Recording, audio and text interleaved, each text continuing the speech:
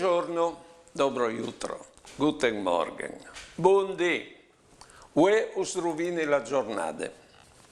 Allora, state attenti, dal 1 di gennaio di quest'anno al 17 di aprile di quest'anno, in tal mondo sono morti 3.294.331 di fame. 495.150 voti di AIDS, 288.217 di malarie, 240.052 piaghe inquinate, 147.200 voti di coronavirus.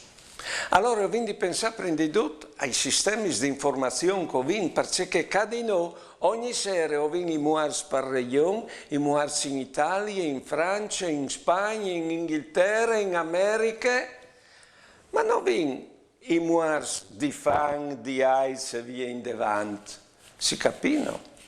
E se succede che a muore in time di più con queste altre malattie, succede perché il mondo è malvalito. E non pensino, finito questo tempo dal coronavirus, che non sa fare fradi di tutto il mondo, perché tutti si compagni davanti a questo male. Pensino di tornare al mondo di prima. Pensino a chi che ne saranno, c'è mondo che hanno dichiarato.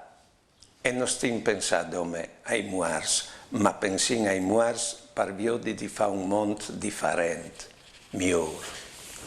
Buone giornate e buone vite.